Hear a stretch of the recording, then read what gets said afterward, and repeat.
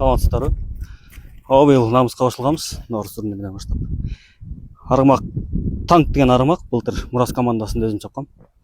Быйыл жазында жетекчилик алып берген командага намыска. Жалпы эле командада даярдык кандай? Жалпы командада жакшы, августтун башынан бери даярдыктабыз. Негизи эле өзүңөр канча жылдан бери көкбөрү ойноп келесиңер? Кайсы командаларда ойнодуңар?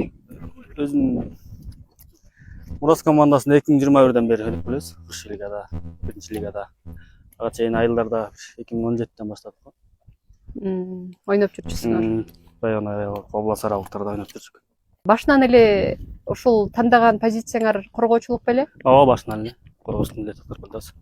Өзүңөр ушу позициядан коргоочулардан кимдин оюнун баалайсыңар? Кимден мындай тажрыйба алсам дейсиңер?